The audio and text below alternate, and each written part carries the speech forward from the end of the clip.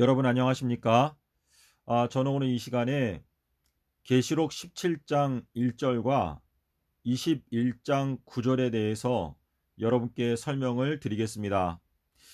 여러분께서 볼펜이 있으면 계시록 17장 1절과 21장 9절이 서로 짝이 되는 성경 구절이라는 것을 기록해 놓으시기를 부탁을 드립니다. 이 두 구절에 공통되게 나타나는 표현이 있는데 그 표현은 일곱 대접들 중에서 첫 번째 대접을 가지고 있는 천사가 가로되라고 하는 표현입니다. 자, 그러면 17장 1절을 먼저 보겠습니다. 일곱 대접들 중에서 첫 번째 대접을 가지고 있는 천사가 가로되 이리로 오라, 내가 음녀가 받을 심판을 너에게 보여주리라 라고 말하였습니다. 자, 이 말씀의 뜻은 일곱 대접 재앙들이 있는데 그 일곱 개 중에서 첫 번째 대접 재앙을 살펴보게 되면 음녀가 받게 되는 심판이 구체적으로 무엇인지를 정확하게 깨닫게 될 수가 있다라고 하는 의미가 되겠습니다. 자, 음녀 바벨론이 받게 되는 심판이 구체적으로 무엇인지 알기 위해서는 첫 번째 대접 재앙을 살펴보면 알 수 있다라고 하는 의미가 되겠습니다. 자, 이 첫 번째 대접 재앙은 계시록 16장 2절에 나타나고 있는데 일곱 대접들 중에서 짐승의 표에 대하여 언급하고 있는 것은 첫 번째 대접 재앙밖에 없습니다. 이 첫 번째 대접 재앙에서 짐승의 표를 받은 자들에게 악하고 독한 헌대가 나더라 라고 기록하고 있습니다. 자, 근데 원어 성경을 보면 이 악하고 독한 헌대가 요나의 표적과 직접 연관되어져 있다는 것을 금방 깨닫게 될 수가 있습니다.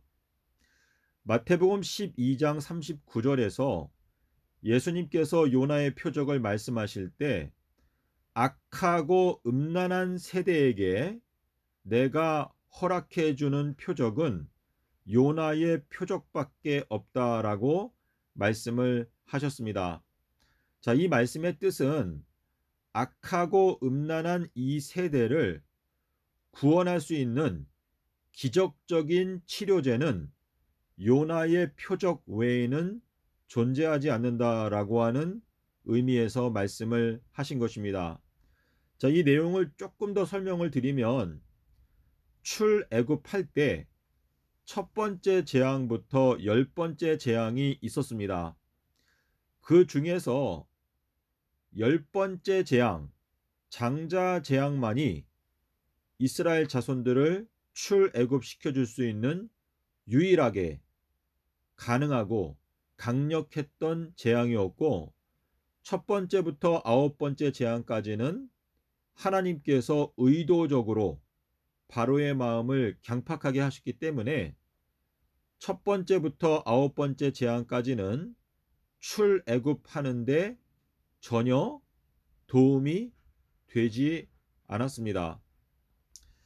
자, 이 내용은 출애굽기 6장 3절에서 하나님께서 여호와라고 하는 이름을 너희들에게 알려주겠다라고 말씀을 하신 것인데 여호와라고 하는 것은 창조자 되시며 구속자 되시는 분이라고 하는 의미가 야훼라고 하는 단어에 들어 있습니다.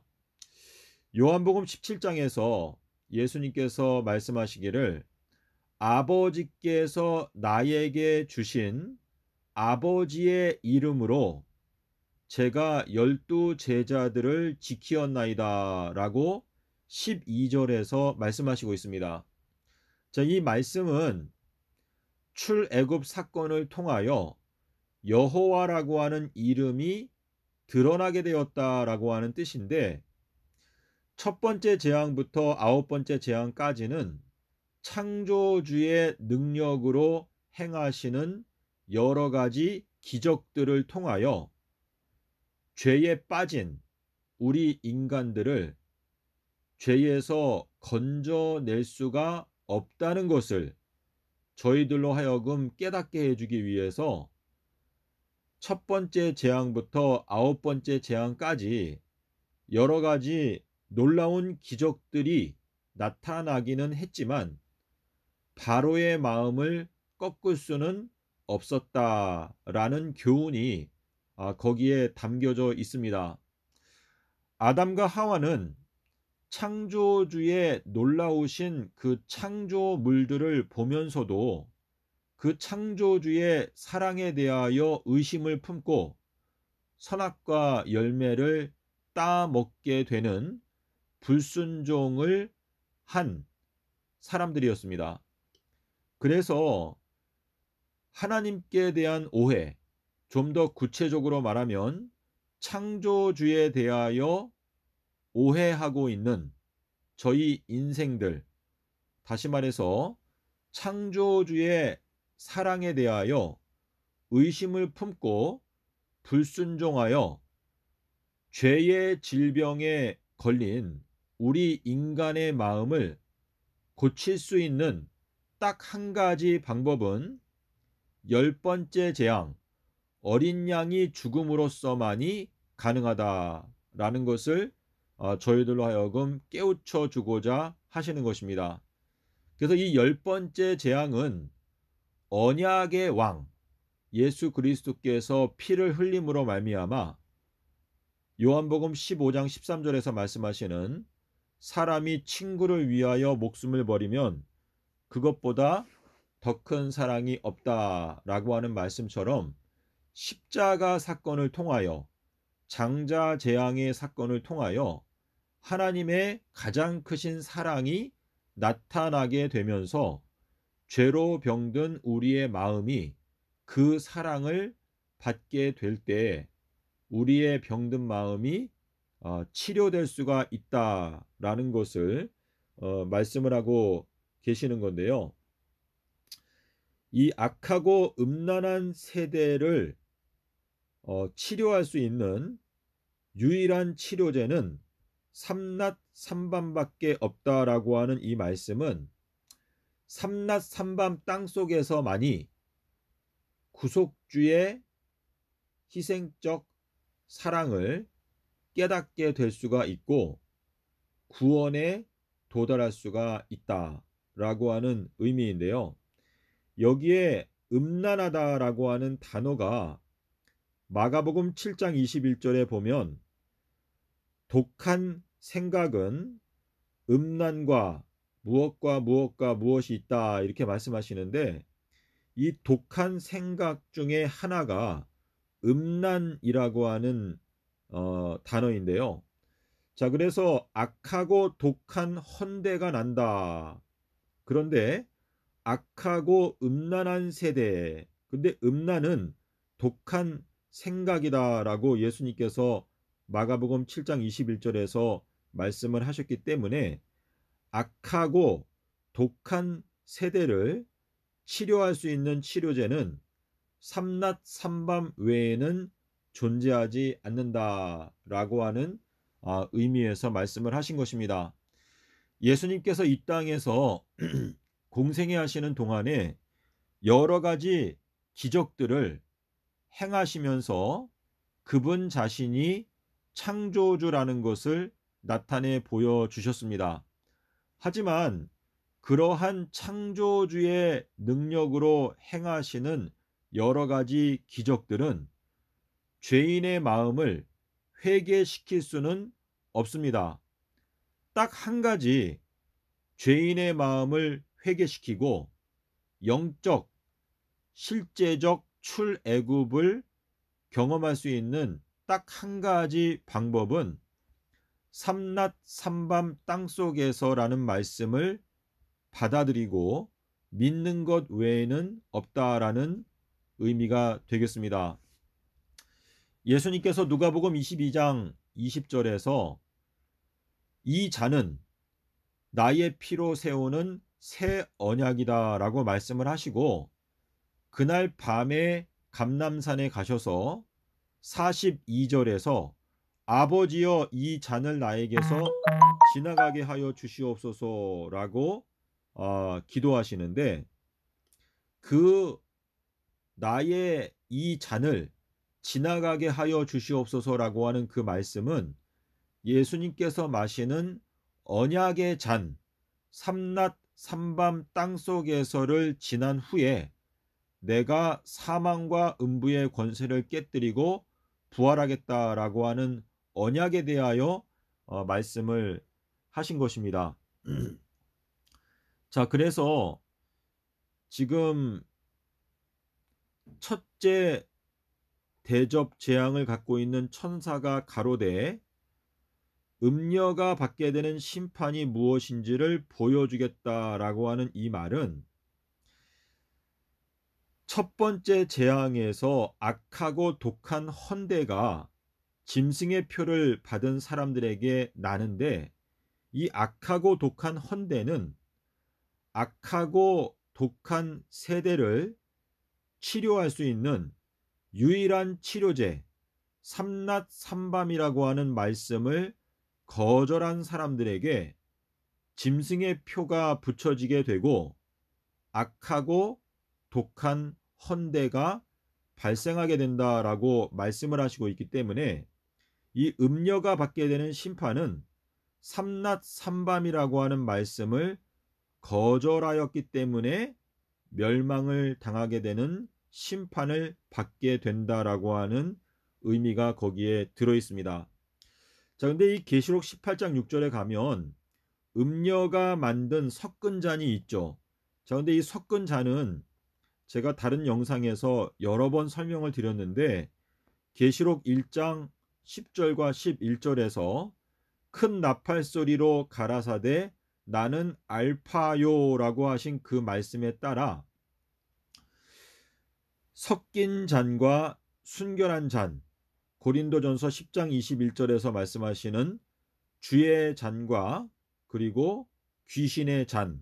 자, 18장 계시록 18장 2절에 바벨론은 귀신의 처소가 되었다라고 말하고 있습니다. 자, 그래서 이 음녀가 만든 섞은 잔은 알파가 들어있지가 않죠. 그냥 케라이오이. 자, 그런데 순결한 잔은 마태복음 10장 16절에서 아케라이오이. 그래서 순결하다라고 하는 단어가 되는 것인데, 알파가 붙어 있으면 순결한 잔, 알파가 없으면 섞인 잔이라고 하는 의미가 되기 때문에, 음녀가 받게 되는 심판은 금요일 십자가서를 만들어서 모든 나라들을 그 진노의 포도주, 음행의 포도주에 취하게 만들었기 때문에 음녀가 벌거벗겨져서 멸망을 당한다라고 말하고 있습니다. 자, 라오디게아 교회도 벌거벗겨진다라고 말하고 있기 때문에, 이 바벨론도 벌거벗겨진다라고 말하고 있기 때문에 결국은 안식일 교단이 바벨론이라는 것을 분명하게 성경이 밝히고 있습니다. 왜냐하면 마지막 날 사건들에 보면 안식일 교단은 라오디게아 교회 상태 가운데 있고 하나님께서 그들 가운데 계시지 않는다라고 말씀을 하시고 있는데, 라오디게아 교회는 벌거벗고 있죠. 그런데 계시록 17장 16절에 가면 바벨론도 역시 벌거벗겨진다라고 말을 하고 있기 때문에 라오디게아 교회가 바로 바벨론의 저주 가운데 있다라고 하는 의미가 되는데, 화인 여사에 따르면 안식일 교단은 라오디게아 교회의 상태 가운데 있다라고 말씀을 하시고 있으므로 안식일 교단이 바벨론의 독주에 취한 상태 가운데 있다라고 하는 의미가 되겠습니다. 자, 그래서 음녀가 받는 심판은 삼낮 삼밤을 거절하였기 때문에 심판을 받는다라고 하는 의미가 되고요. 자, 그러면 계시록 21장 9절을 가보겠습니다. 일곱 대접들 중에서 첫 번째 대접을 갖고 있는 천사가 가로되, 자, 똑같이 나오죠. 이리로 오라. 자, 이리로 오라라는 표현도 똑같이 두 번 반복되는데, 내가 어린 양의 아내를 너에게 보여주리라. 자, 그리고 이제 21장 10절 11절에 가면 하늘에서 거룩한 성 새 예루살렘이 내려오는데 지극히 귀한 보석처럼 보이는데 그 보석은 벽옥과 같다. 그리고 투명한, 그러니까 수정이라고 번역을 했는데 수정과 같이 맑은 벽옥과 같다라고 말하고 있습니다. 자, 그러면 여기에서 우리가 알 수 있는 것은 그 어린 양의 아내는 거룩한 성 새 예루살렘을 가리키는데 그 거룩한 성 새 예루살렘은 지극히 귀한, 그러니까 여기에 최상급이 나오는데요. 보석 중에서도 가장 고귀한 보석처럼 보였는데 그 보석을 설명하면서 수정과 같이 맑은 벽옥과 같다라고 말하고 있습니다.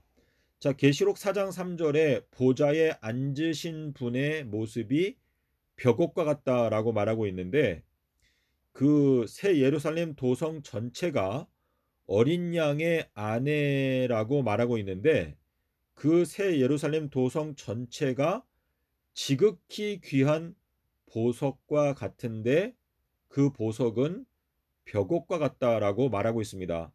자, 그래서 이 벽옥이 아주 중요한 의미를 갖고 있는데 계시록 21장 19절에 가면 12기초석이 나오죠. 자, 근데 12기초석 중에서 첫 번째 기초석은 벽옥이다라고 말하고 있습니다. 자, 이 12기초석에는 12 사도들의 이름이 적혀 있다라고 말하고 있습니다.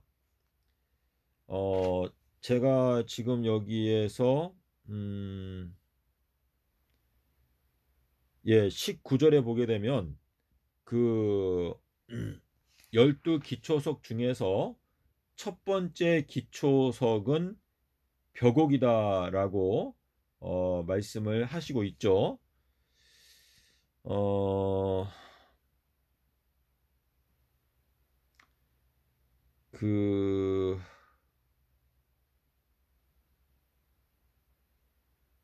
여러분께서 14절에 가면 그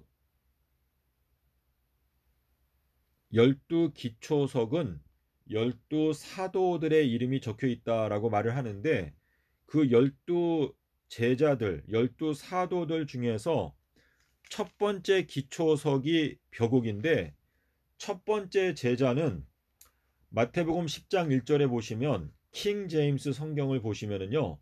첫 번째 제자는 시몬 베드로다라고 말하고 있습니다. 그리고 이제 시몬 베드로가 요나의 아들이다. 자, 이 요나의 아들은 요한복음 21장 15절, 16절, 17절에서 세 번 요나의 아들아라고 말씀을 하셨을 뿐만 아니라 마태복음 16장 17절에서 바 요나 시모나 요나의 아들아 내가 너에게 천국 열쇠를 주고 내가 너 위에 나의 교회를 건축하겠다라고 말씀을 하셨죠. 예, 그래서 지금 이 계시록 21장 9절로 다시 돌아오게 되면 일곱 대접들 중에서 첫 번째 대접을 가지고 있는 천사가, 자, 다시 말해서 일곱 대접들 중에서 첫 번째 대접 재앙을 살펴보게 되면 어린 양의 아내가 갖고 있는 특성이 구체적으로 무엇인지를 깨닫게 될 수가 있다라고 하는 의미인데 어린 양의 아내는 새 예루살렘을 가르치고 그리고 지극히 귀한 벽옥의 모습을 갖고 있다라고 말을 하고 있고 이 벽옥은 요나의 아들 바 요나 시몬과 연관되어져 있기 때문에 이 어린 양의 아내 그러니까 새 예루살렘 도성 전체가 삼낮 삼밤 땅속에서라고 하는 말씀을 믿고 탄생하게 되는 교회의 구성원들이 될 것이다 라고 하는 의미가 여기에 들어있는 것입니다. 주님께서 마셨던 순결한 잔, 서기 30년 수요일에 십자가에서 죽으시고 일요일에 부활하신 그 진리가 14만 4천인들 뿐만 아니라 새 예루살렘 도성 구성원들의 전체가 그 진리를 따라간다. 자, 요한계시록 13장 3절에 보게 되면 온 땅이 그 짐승을 따라간다. 자, 계시록 14장 4절에 가게 되면 14만 4천인들은 어린 양을 따라간다. 자, 어린 양이 걸어가신 길은 삼낮 삼밤 땅속에서. 자, 그러니까 인자의 징조죠. 그래서 인자의 징조를 따라가는 자들이 바로 새 예루살렘의 구성원이 된다라고 하는 의미가 되겠습니다. 여러분, 제가 설명을 드린다고 했는데 여러분께서 혹시 듣다가 이해가 되지 않는 분들은 저에게 연락을 주시면 좀 더 상세하게 말씀드리겠습니다. 감사합니다.